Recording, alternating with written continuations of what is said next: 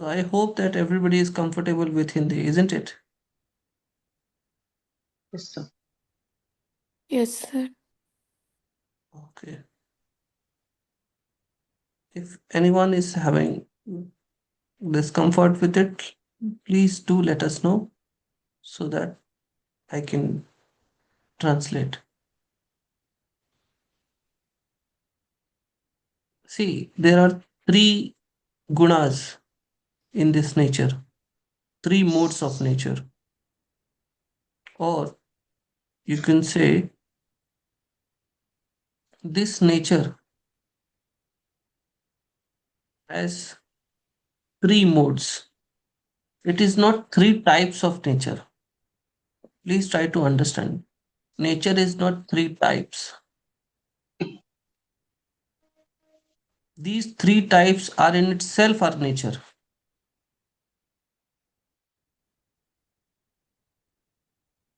You can't say that your hand is a type of, your hand is type A of yourself, your legs are type B of yourself, your trunk is type C of yourself. Can you say that? You can't say that. So आपका जो nature है वो आपसे अभिन्न है। तो जो प्रकृति के नेचर है सत रज तम, वो अभिन्न है, वो प्रकृति ही है। यानी एक तरह से प्रकृति का जो हाथ पैर और ट्रंक है वो बना ही सतरज तम से है। तो प्रकृति से भिन्न नहीं है, बिना सतरज तम के प्रकृति नहीं है। तो प्रकृति के तीन गुण हैं। थोड़ा सा डिफिकल्ट लगेगा शुरुआत में समझने में, इसलिए इसको ऐसे समझे कि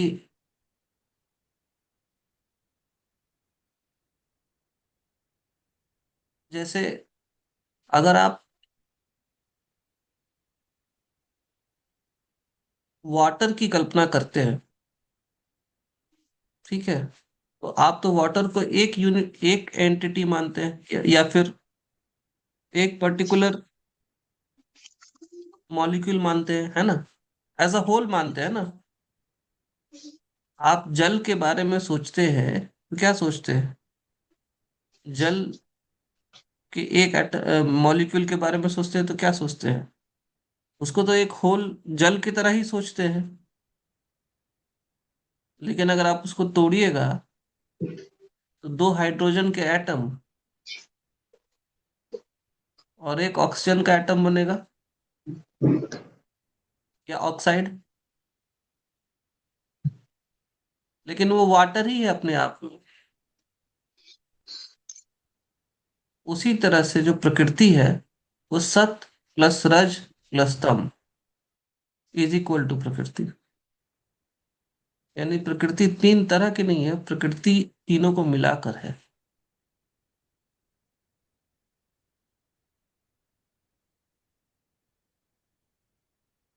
अब इस प्रकृति, अब समझिए कि मैं यौगिक आहार की जब बात कर रहा हूं तो मैं इतना लंबा एक्सप्लेनेशन क्यों दे रहा हूं? आप कह सकते हो कि सिर्फ आहार पर आइए सर, लेकिन मुझे आप बताइए क्या आहार सिर्फ वही होता है जो आप भोजन में लेते हैं? तो फिर आहार क्या क्या होता है? आहार से आप क्या क्या समझते हैं?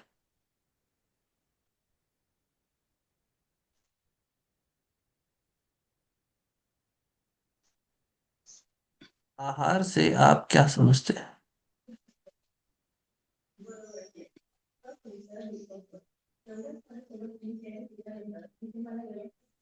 कोई बोलना चाहेगा आहार से आप क्या समझते हैं?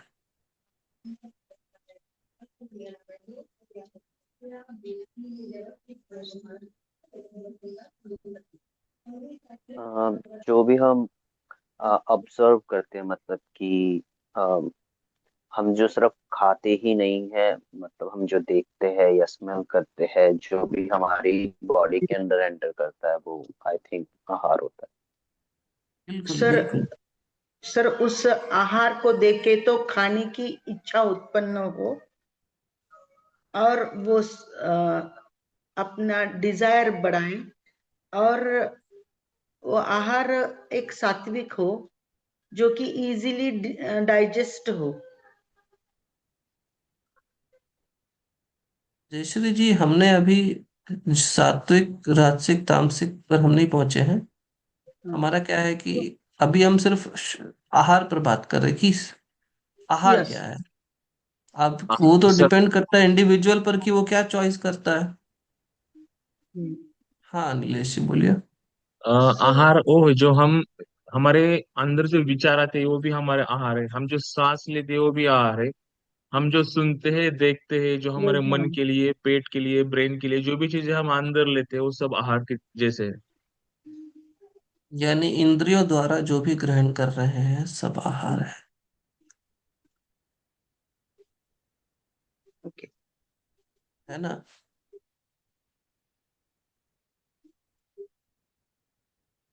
अब आप सोचिए कि अगर हम हिंसा को देख रहे हैं तो क्या ग्रहण कर रहे हैं। अगर तम। हम क्रोध को देख रहे हैं तो क्या ग्रहण कर रहे हैं।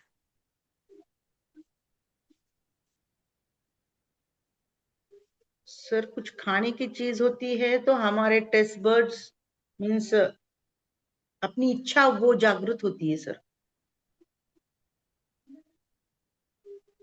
वो बात ठीक है, लेकिन योग का जो डाइट है ना वो बहुत बृहद है। It's not just about the physical food that you consume, it's about the panch tanmatra as well. पांच तन्मात्रा जिसमें आता है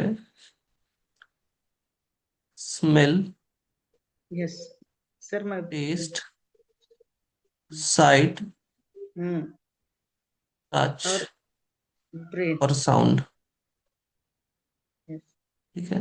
और क्या है ना, मैंने इसको ठीक उसी सीक्वेंस में ध्यान में रखा है। जब भी मैं ये सब बोलूंगा तो मैं उसी सीक्वेंस में बोलूंगा जिस सीक्वेंस में इसको होना चाहिए। बहुत लोग सीक्वेंस आगे पीछे कर देते हैं, नहीं होना चाहिए। बहुत इंपॉर्टेंट है, याद रखिएगा।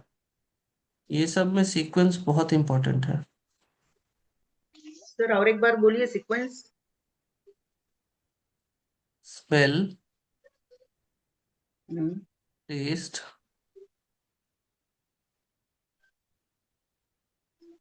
यस। Sight, hmm. टच,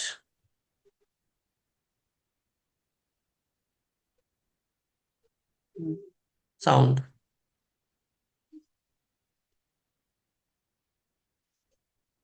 अब इसको रिलेट करना है, जैसे 1 से 5 आपने लिखा, यस। उसको रिलेट करना है तो अर्थ, वाटर, फायर, एयर, ईथर, इन 5 का कनेक्शन इससे है।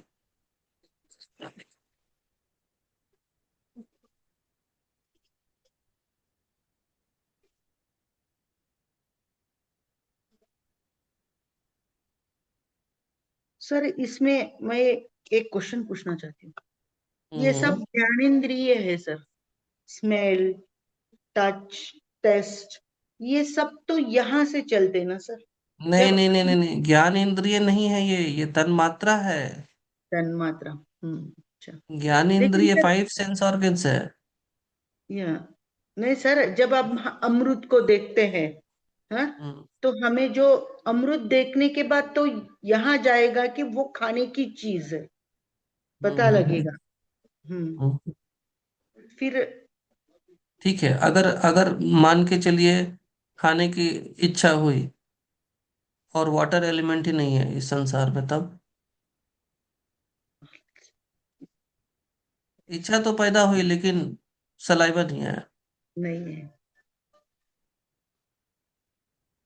इसीलिए जब आप आयुर्वेद की फिलॉसफी पढ़ते हैं, आयुर्वेद में जब हम इसके बारे में बात करते हैं, पहला चैप्टर आयुर्वेद में सांख्य फिलॉसफी, और सांख्य फिलॉसफी बड़े अच्छे से मेंशन है मैं भी थोड़ा कंफ्यूज हो गया था जब मैंने पढ़ा था इसको लगभग 4 साल पहले, कि ये कैसे हो सकता है कि तन्मात्रा का संबंध आपके पंच महाभूतों से है, बल्कि होना चाहिए था ज्ञानेंद्रियों से। लेकिन ऐसा नहीं है, ज्ञानेंद्रियों का संबंध कर्मेंद्रियों से जोड़ा गया है।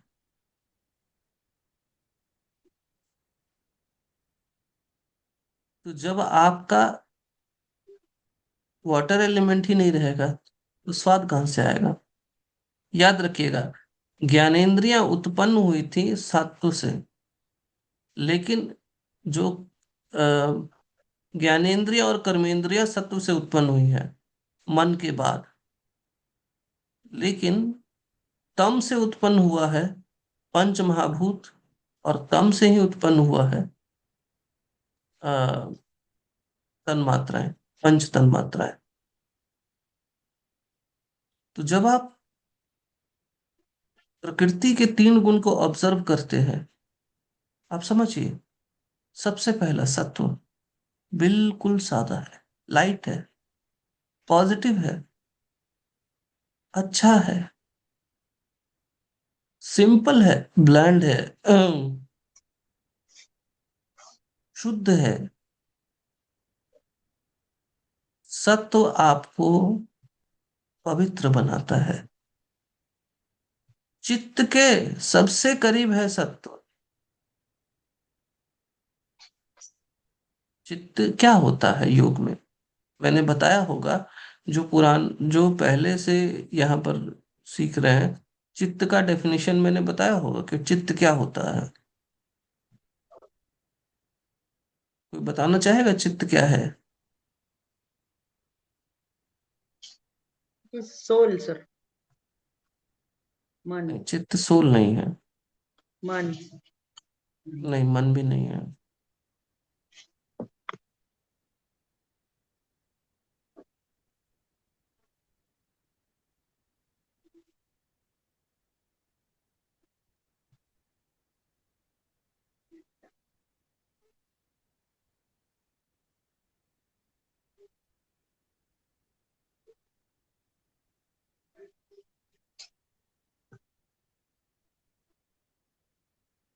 कॉन्शियसनेस, ठीक है, लेकिन ये कैसे बनता है मधु जी?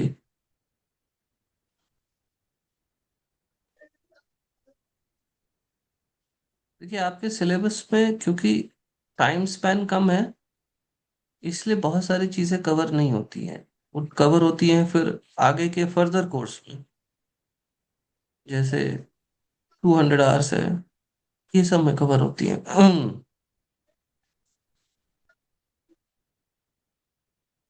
प्रकृति की शुरुआत में जब पुरुष और प्रकृति आपस में मिले, याद रखिएगा, सांख्य दर्शन के अनुसार 2 परम सत्य है।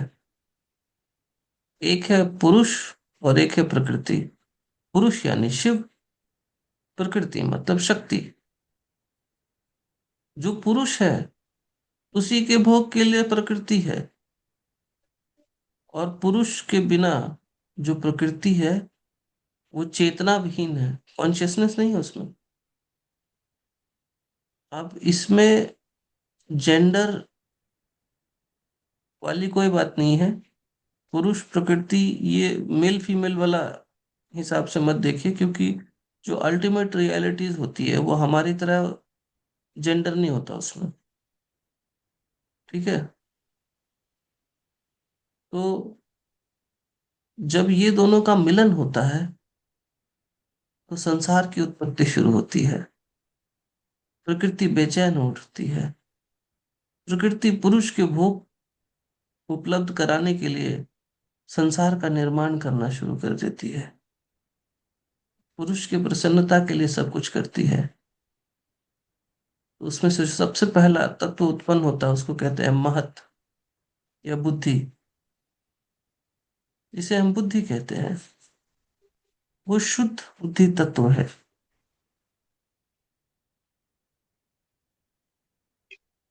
फिर उस बुद्धि से उत्पन्न होता है अहंकार। याद रखिएगा, अभी तक इंडिविजुएशन नहीं शुरू हुआ है।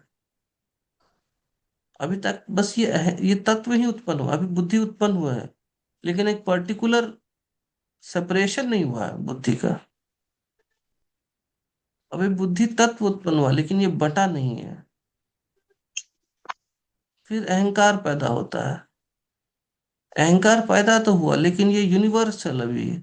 अभी भी अहंकार यूनिवर्सल है, अभी इंडिविजुअल नहीं हुआ है। फिर पैदा होता है, अब क्या है, प्रकृति अब बटेगी। अगर उसको अपने अहंकार और बुद्धि को बांटना होगा, तो प्रकृति अपने हाथ पैर ट्रंक में ही बांटेगी ना। तो सतरज स्तंभ में बांटेगी, है ना। तो सात्विक अहंकार से पैदा होता है मन, ज्ञान इंद्रिय। ज्ञान इंद्रिय मतलब 5 सेंस ऑर्गन्स जो आप जानते हैं, और कर्म इंद्रिय जिनसे हम कर्म करते हैं।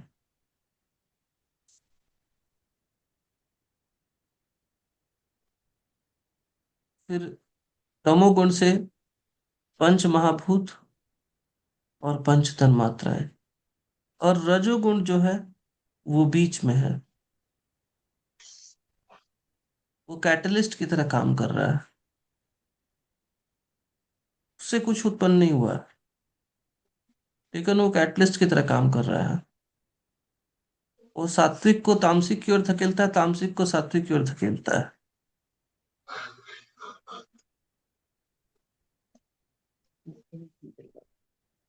तो इस प्रकार से सृष्टि का निर्माण होता है। अब आप समझिए, केवल देखने मात्र से, केवल देखने मात्र से भी आप आहार ग्रहण कर रहे हैं, ये भी आपके चित्त में जा रहा है। केवल छूने मात्र से भी आप आहार ग्रहण कर रहे हैं, ये भी आपके चित्त में जा रहा है। केवल सुनने मात्र से, सांस लेने मात्र से, यानी सिर्फ चखने से नहीं, जितने सेंसेशंस आप फील करते हो उन सब से, जितने सेंस ऑर्गन्स हैं सबसे आप फूड ग्रहण करते हो। तो जब यौगिक आहार की बात आती है, तो सिर्फ और सिर्फ जो फिजिकल फूड आप खाते हो उस वो मैटर नहीं करता है। ज्यादा मैटर क्या करता है, जो ओवरऑल फूड आप खाते हो। तो अब आप समझो, सत्व यानी लाइट, पॉजिटिव, हल्का, बहुत हल्का है सत्व,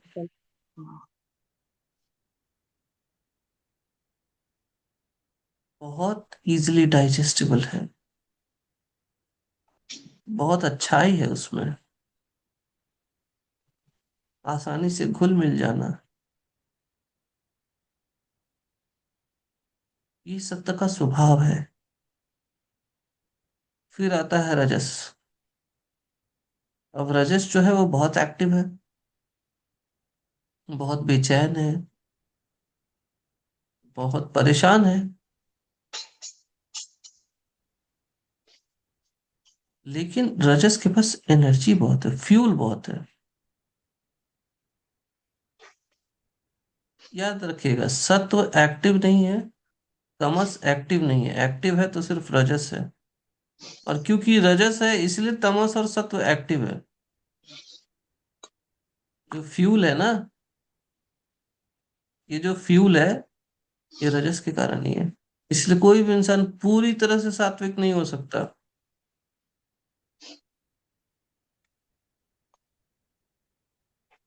उसके बाद फिर आता है तमगुण। तमगुण अंधकार है, अज्ञान है, भारीपन है, आलस्य है।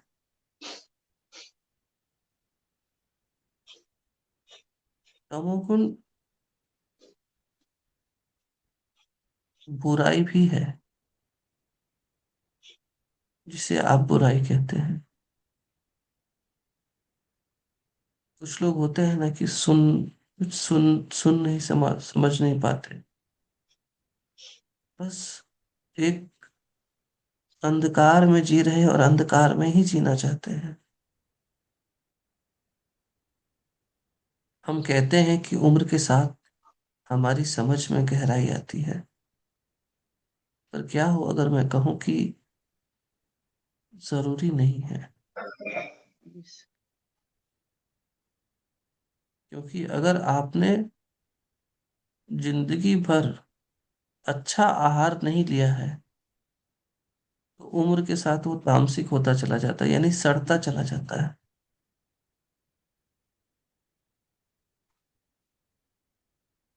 मीन्स सर, ये सब आने के लिए वातावरण भी अच्छा होना चाहिए। बहुत सारा चीज मैटर करता है। राणा जीत जी, आपको कुछ कहना है? नहीं? क्या? तो फिर हमें क्या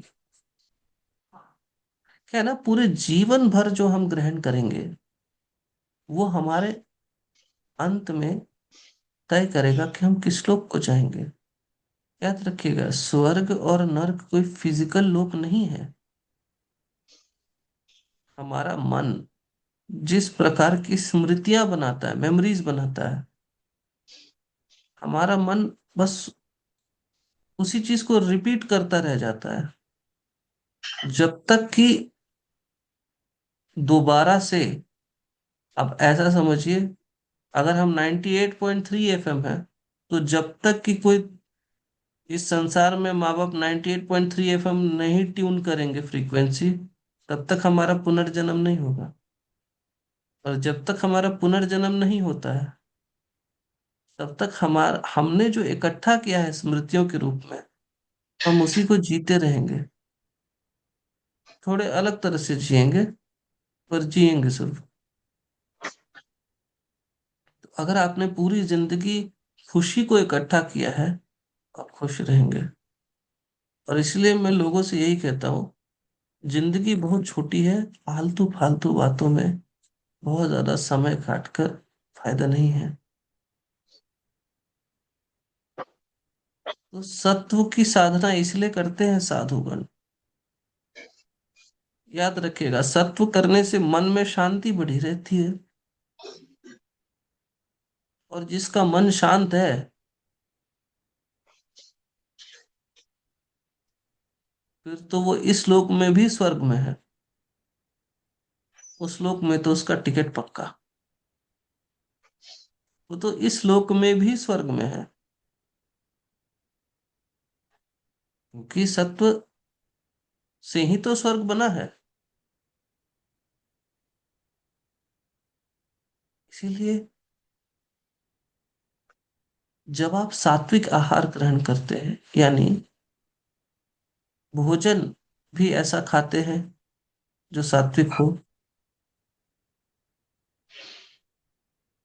भोजन सात्विक मतलब आप तीखा, खट्टा, मसालेदार, बहुत नमकीन, बहुत तैलीय ये नहीं खाते। आप क्या खाते हैं? बिल्कुल सिंपल, इजिली डाइजेस्टेबल। प्याज लहसुन नहीं खाते। जिसकी प्राणा वैल्यू हाई है वो खाते हो आप, या फिर प्राणा वैल्यू जीरो भी हो तो भी चलेगा, हालांकि अवॉइड करना चाहिए फिर भी। जैसे टमाटर और आलू है, इसके प्राणा का वैल्यू जीरो है, पर कुकुम्बर है, इसका पॉजिटिव वैल्यू है। हरी सब्जियां पॉजिटिव वैल्यू है।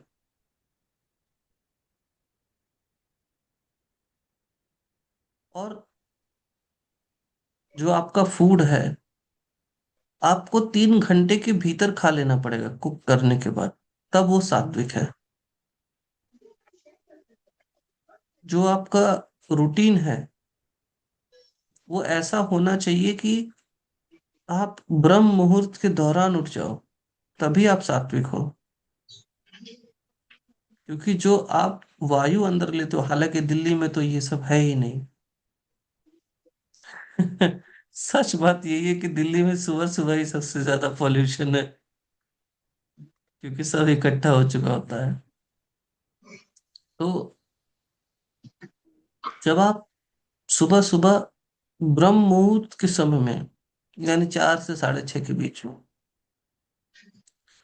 जो वायु ग्रहण करते हो, वो भी सात्विक आहार है। जो भजन सुनते हो या ईश्वर की प्रार्थना करते हो या इबादत करते हो, कुछ भी, वो भी सात्विक आहार है। और इसी प्रकार से पांचों इंद्रियों का जब इस्तेमाल आप करते हो ज्यादा से ज्यादा सात्विकता ग्रहण करने के लिए, तभी आप यौगिक आहार का पालन कर रहे हो। नहीं तो आप यौगिक आहार का पालन कैसे कर रहे हो? क्योंकि योग का मकसद क्या है? अगर हम योग में आहार ले रहे हैं तो योग का मकसद क्या है? योग अपने मकसद से भिन्न कोई आहार बताएगा क्या? मुझे जंग लड़ना है और मैं उपवास करूंगा क्या? आर्मी में अगर सोचो कि सबको उपवास ही बना दे कि हाँ भाई 5 दिन में पाकिस्तान से जंग लड़ना है, सब लोग उपवास करना शुरू कर दो, नहीं हो सकता। तो फिर उसी तरह से जब आप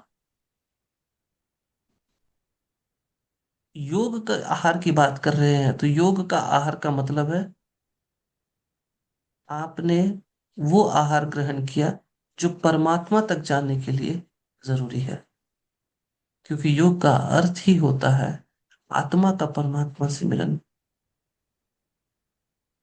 आत्मा का परमात्मा से मिलन कैसे होगा?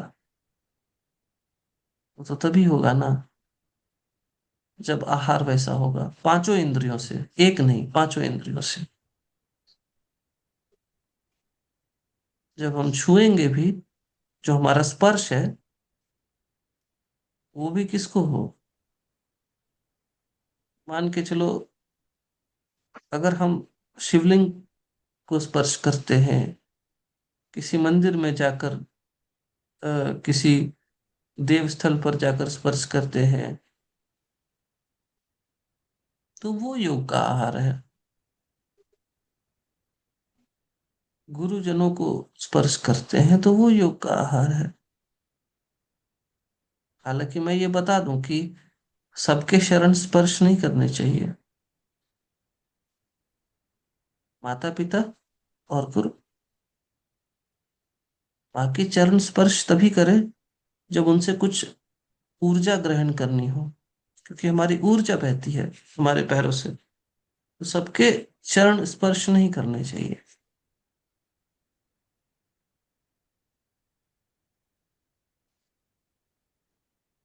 अगर राजसिक भोजन की बात करें, वैसे अब मैं बता दूं कि हम में से ज्यादातर लोग मिक्स हैं, लेकिन जब डोमिनेंट होता है एक गुण, तो हम कहते हैं कि ये आदमी सात्विक है, ये आदमी राजसिक है, ये आदमी तामसिक है। राजसी आहार की बात करते हैं।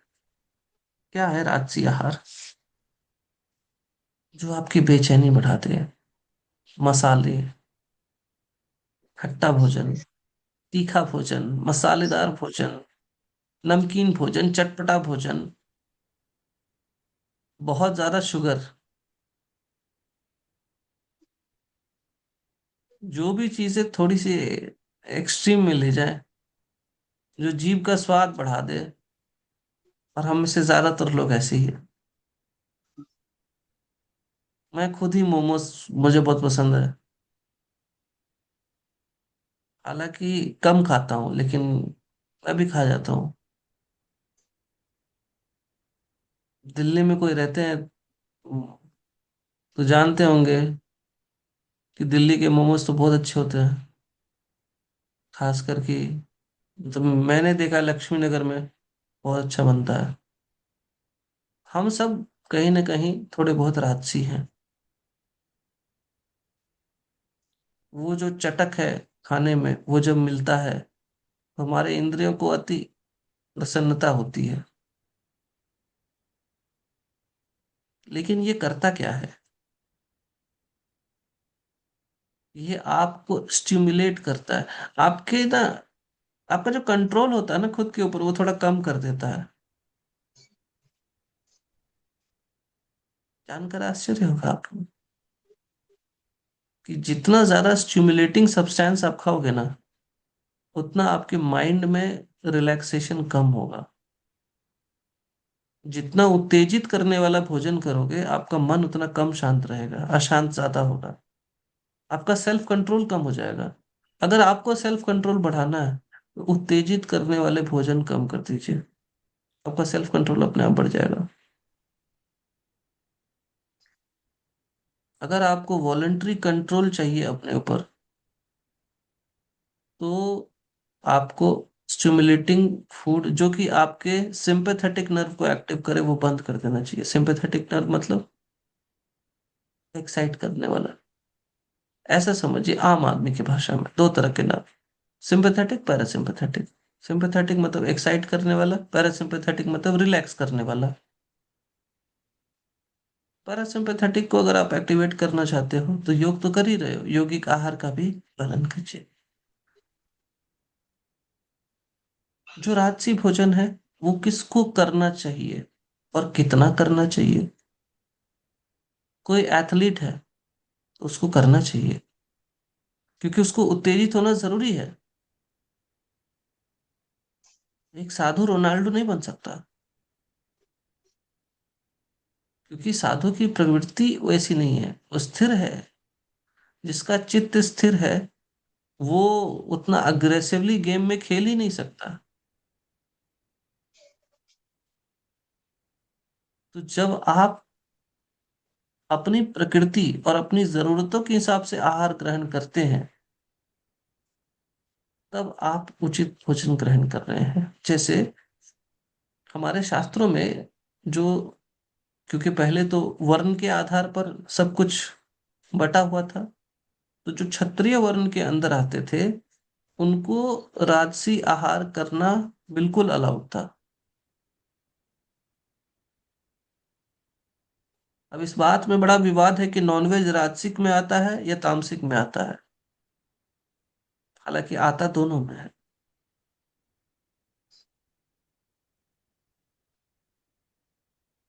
तो क्योंकि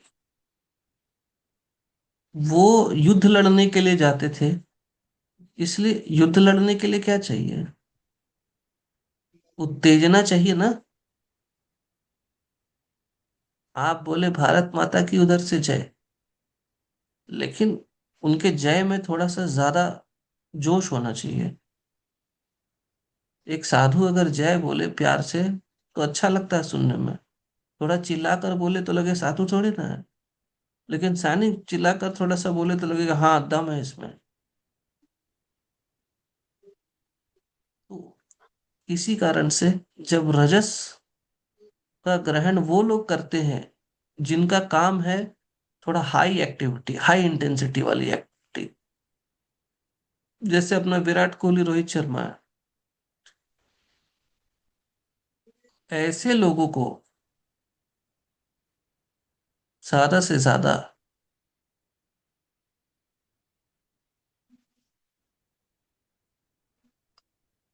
रजस गुण अगर वो ग्रहण कर भी लेते हैं, तो भी वो अपने काम से, यानी जो वो एनर्जी स्पेंड कर रहे हैं फील्ड में, जो वो खेल रहे हैं, जो वो युद्ध लड़ रहे हैं, उसमें उनकी सारी एनर्जी इन्वेस्ट हो जाती है। ठीक है। लेकिन जब उनको इस तरह का कोई कार्य नहीं होता, तब उनको सादा भोजन करना चाहिए।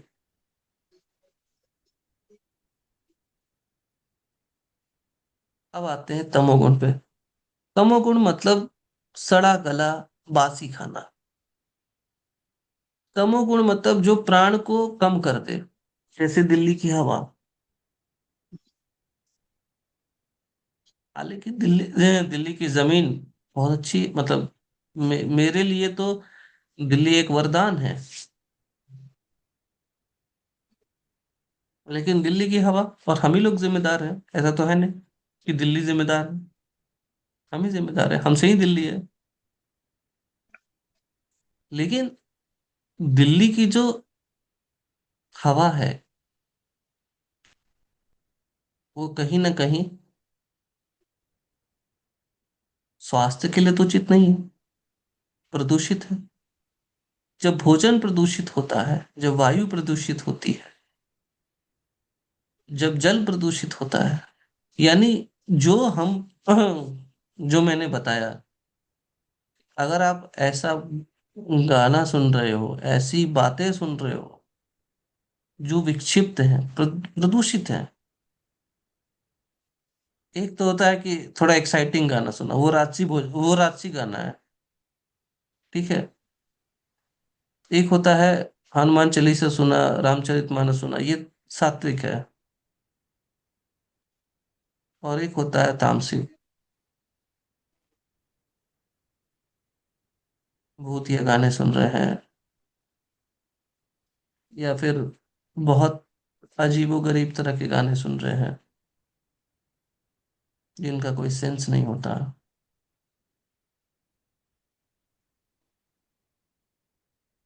जो मन को अपवित्र करते हैं, ऐसे गाने सुन रहे हैं, तो वो तामसी है। बहुत अंधकार में रहते हैं, लाइट नहीं आने देते हैं अपने रूम में, बहुत ज्यादा, बहुत वायु नहीं आने देते हैं अपने रूम में, प्याज और लहसुन बहुत ज्यादा खाते हैं। खाइए, फायदेमंद है प्याज और लहसुन आयुर्वेद के अनुसार, पर बहुत ज्यादा खाना फायदेमंद नहीं है, वो आपके प्राण वायु को कम कर देता है। तो आप में से अगर कोई, किसी को बहुत बेचैनी की समस्या है और प्याज वो अलग से काट कर खाता है, तो वो थोड़ा कम कर ले, खीरे की मात्रा ज्यादा मिला ले। अगर कफ बहुत ज्यादा है तो फिर वो प्राणायाम का अभ्यास करना शुरू करे, खीरा तो बंद ही कर दे।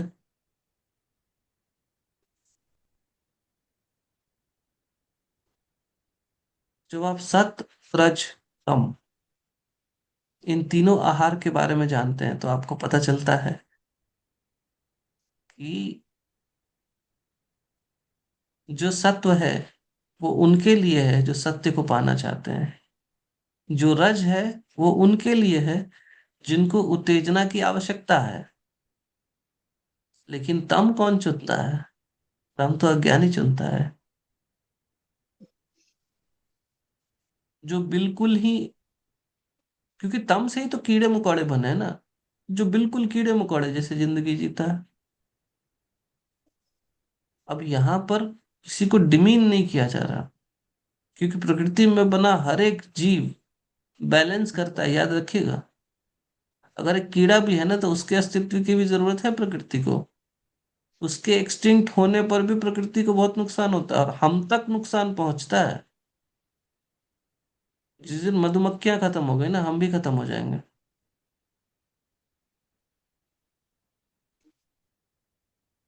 प्रकृति के साथ खिलवाड़ करने का बहुत प्रयास किया गया मनुष्यों के द्वारा, और वो समझ गए कि प्रकृति में बैलेंस बनाए रखना जरूरी, एक एक कीड़ा इंपॉर्टेंट है। लेकिन आपकी चॉइस क्या है? अगर आपकी चॉइस ये है कि आप सत्य की तलाश में निकले, आप सभी लोग निश्चित रूप से जब योग की शिक्षा लेने के लिए आए हैं तो सत्य की ही खोज होगी, या कम से कम जानने की तो इच्छा होगी ही कि सत्य सत्य सत्य इतना लोग कहते हैं, है क्या चीज ये? योग योग इतना लोग कहते हैं, है क्या चीज ये? तो जिसे सत्य को पाना है उसे पहले सत्व को पाना पड़ेगा। जिसे संसार को भोगना है वो रज में ठीक है। देख लो, बहुत सारे लोग बेचैन रहते हैं और उनको शांत नहीं होना है, वो बेचैन ही रहना चाहते हैं। इस गलत फहमी में बिल्कुल मत रहिएगा कि कुछ लोग शांति खोज रहे हैं, नहीं, उनको बेचैन है और बेचैन ही रहना चाहते हैं। क्योंकि वो एक्साइटमेंट हमेशा उनको, वो जीवित है ऐसा एहसास कराती है। और जैसे ही वो शांत हो जाते हैं तो उनको लगता है कि वो मर से गए हैं।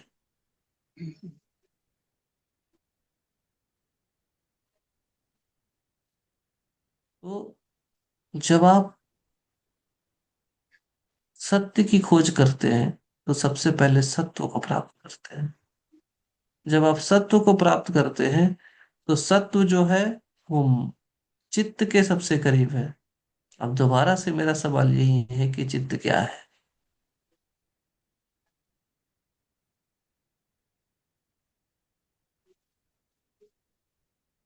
चित्त है मन, बुद्धि और अहंकार जब मिल जाते हैं एक साथ तो उसको चित्त कहते हैं।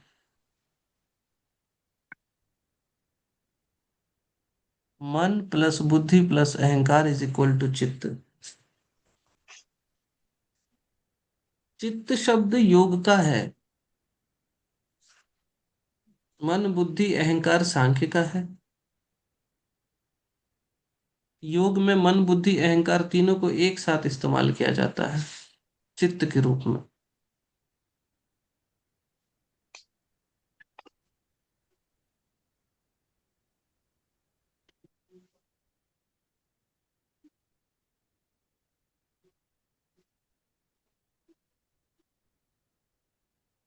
तो जब सत्य का साधक अपने चित्त की वृत्तियों का निरोध करना चाहता है, क्योंकि पतंजलि कहते हैं कि चित्त की वृत्ति का निरोध ही योग है। चित्त, या अब ऐसा समझिए हमारे चित्त में हो रहे हलचल को शांत करना चाहता है, तो उस स्थिति को योग कहते हैं। चित्त में हलचल तो तभी तक है ना जब तक बाहरी जगत में चित्त खोया हुआ है। पर भीतरी जगत में चित्त कब आएगा? जब थोड़ा हल्का होगा तभी तो आएगा। पहले से बहुत ज्यादा लोड होगा तो कहाँ से आएगा? सत्व जो है वो चित्त के लोड को बहुत कम कर देता है पर खत्म नहीं करता। एक समय आता है जब सत्व के भी ऊपर जाना पड़ता है, इसलिए सत्व चित्त के सबसे करीब है पर सत्व चित्त नहीं है। सत्व के भी पार जाना पड़ता है, तब जाकर हम चित्त को कह सकते हैं कि हाँ चित्त वृत्ति निरोध हो गई। जब चित्त की वृत्ति का निरोध होता है तब सबसे पहले क्या पता चलेगा कि मैं प्रकृति। फिर क्या पता चलेगा? मैं प्रकृति नहीं, मैं पुरुष।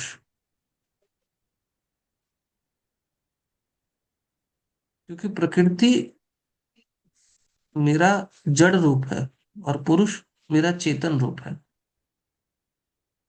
कॉन्शियसनेस आ रही है पुरुष से और मटेरियल मैनिफेस्टेशन हो रहा है या क्रिएटिव एनर्जी है प्रकृति से। मैटर प्रकृति से है, कॉन्शियसनेस पुरुष से है। ये धीरे धीरे रियलाइजेशन होता है और ये फूड के थ्रू ही होता है। याद रखिएगा, फूड हमारे सेल्यूलर लेवल पर काम करता है। बिल्कुल एक एक एटम जो है ना वो फूड से ही बनता है। इनफैक्ट ऋषि मुनिगण सिर्फ प्राणायाम और मेडिटेशन करके और बस मुश्किल से 13 से 15 आसन करके सत्य को पा लेते थे, इसीलिए क्योंकि उनका आहार वैसा था। बुद्धिज्म में तो आसन भी नहीं है। बुद्धिज्म में तो सिर्फ थोड़ा बहुत प्राणायाम और ध्यान, बस। और सत्य को पा लेते हैं लोग सात्विक आहार करके।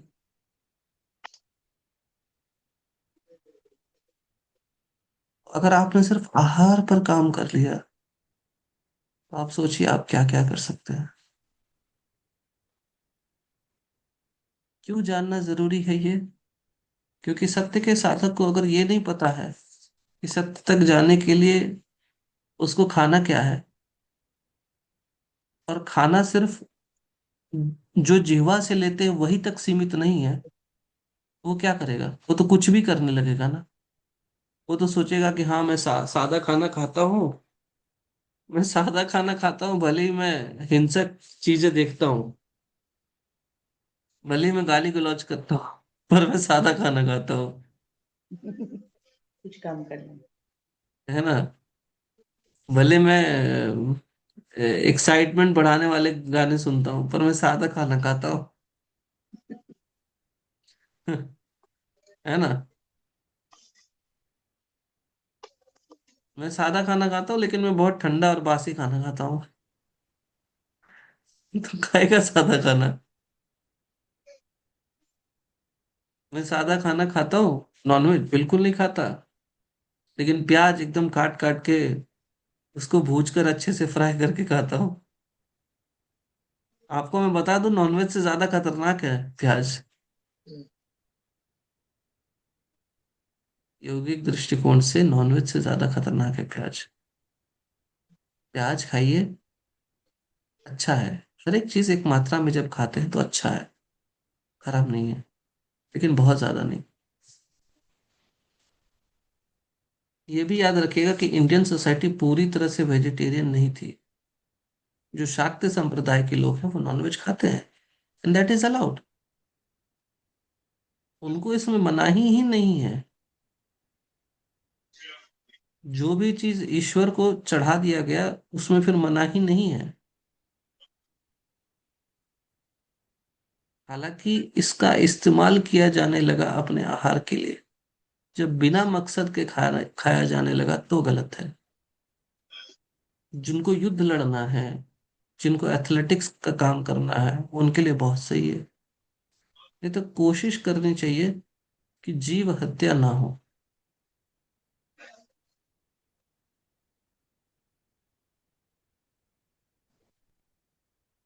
वैसे अगर न्यूट्रिशनल साइंस के हिसाब से देखेंगे, nonveg is very nutritious. Ayurveda भी मानता है nonveg is very nutritious, far more nutritious than vegetarian food. लेकिन अगर आपको सत्य के मार्ग पर जाना है, not nutrition, I mean not nutritious for your soul, for your body yes, for your soul no. चलिए, अब किन्हीं को कोई प्रश्न है तो पूछ सकते हैं, क्योंकि यहां तक जो भी बताना था वो बताया जा चुका है।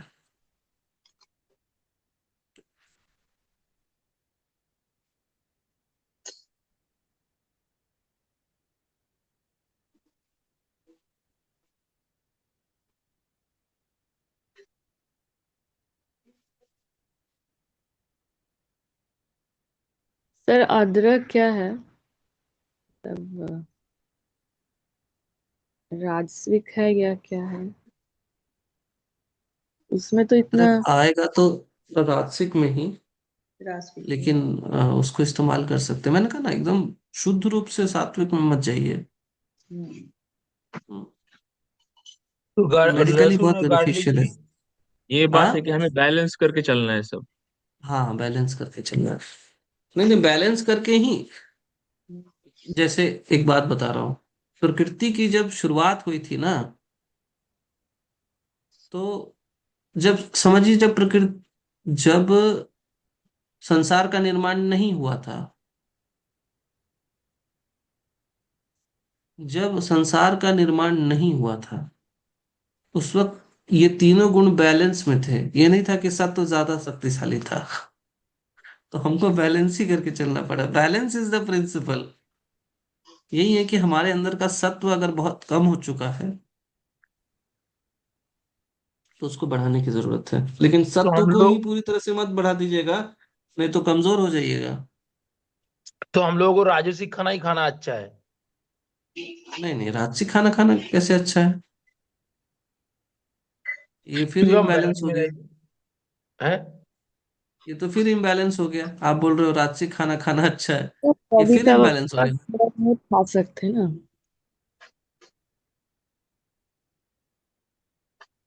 कभी कभी थोड़ा बहुत खाने से कोई प्रॉब्लम नहीं होती। बिल्कुल खा सकते हैं, बिल्कुल खा सकते हैं, क्यों नहीं खा सकते हैं?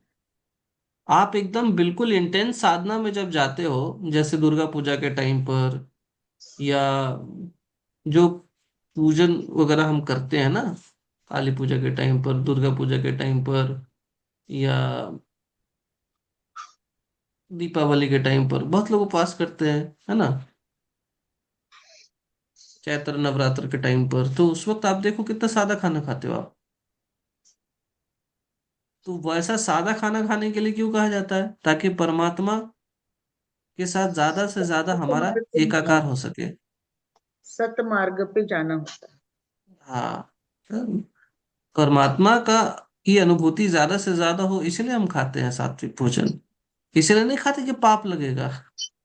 यस। तो अगर सर नहीं खाएंगे तो पाप लगेगा, ऐसा हम कुछ भगवान को कोई मतलब नहीं है। आप अपने सर कर्मों की जिम्मेदारी खुद लीजिए, है ना।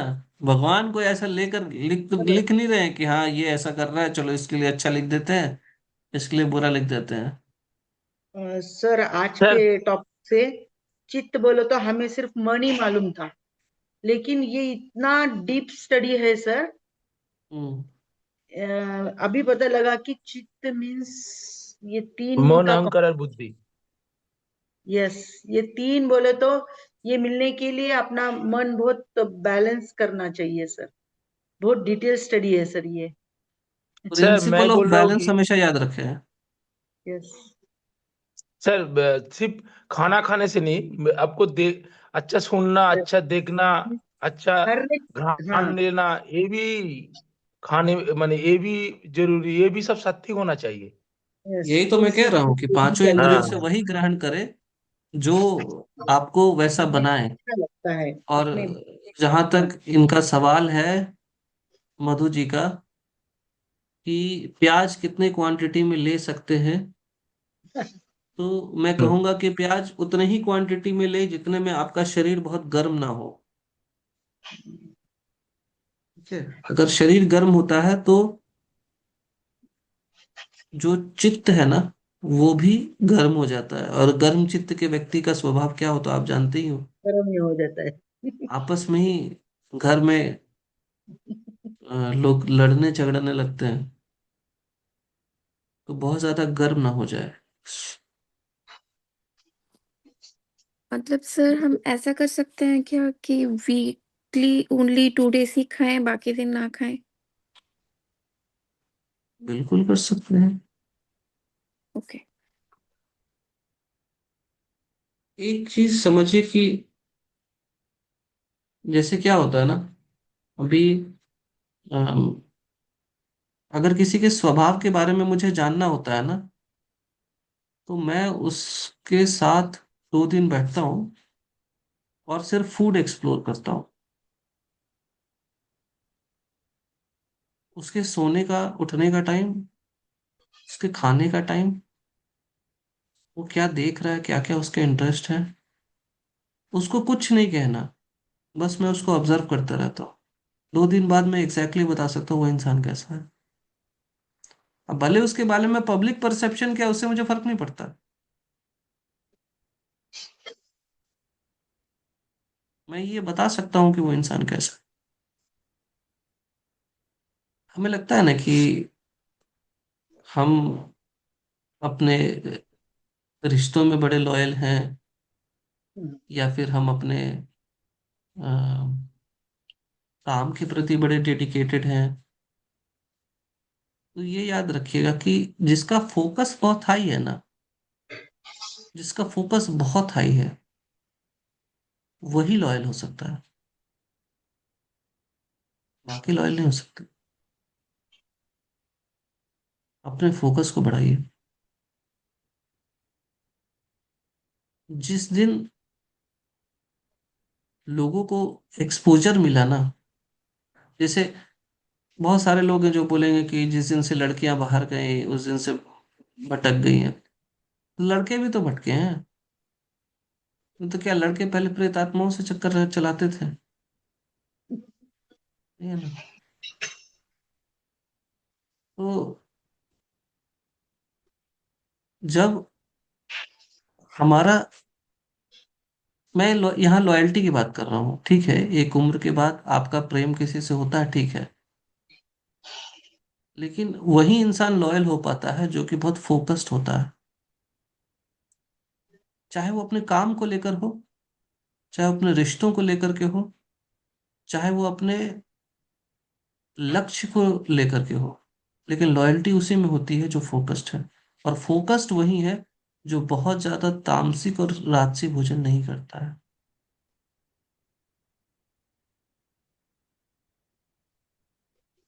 अगर आप अपने बच्चों को बहुत ज्यादा प्याज लहसुन तीखा खट्टा ये सब खिला रहे हो और आपके बच्चे नहीं बहुत ज्यादा पढ़ने में ध्यान देते हैं, उनको थोड़ा सादा भोजन की ओर ले जाइए। एक, ये सिर्फ एक तरीका है। दूसरा तरीका ये है कि उनके उठने का समय थोड़ा सा सवेरे को कर दीजिए। अच्छा, बच्चे जो हैं वो ना देख कर ज्यादा सीखते हैं। आप उसको समझाइएगा उसे समझ में नहीं आएगा। 7-8 साल के बच्चे को 35-40 साल के आदमी के लेवल की समझ हो सकती है क्या? हम में से कितने लोग ये गलतियां करते हैं ना, हम सोचते हैं कि हम जो समझ रहे हैं बच्चा भी वही समझ जाए। नहीं समझ पाएगा वो। हम बच्चे से ही अपेक्षा करने लगते हैं। हम्म। बच्चा तो अभी मतलब उसका ठीक से हम्म, अभी वो अंडा भी ठीक से नहीं बना है। आप पूरी की पूरी मुर्गी हो, उसे क्या समझ में आएगा?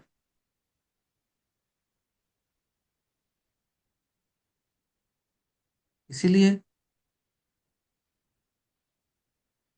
अगर आप अपने बच्चों के अंदर कुछ देना चाहते हो ना, तो सबसे पहले अपने अंदर बदलाव लाओ।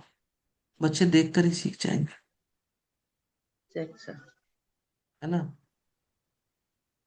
और आहार सिर्फ आपको प्रभावित नहीं करेगा, आहार आपके पूरे परिवार को आपके वातावरण को प्रभावित करेगा। क्योंकि फिर एक बार आप फूल बन गए ना, तो सुगंध चारों ओर फैलेगी। चलिए, ठीक है। इसी के साथ इस सेशन को एंड करते हैं। आई होप कि आप लोगों को ये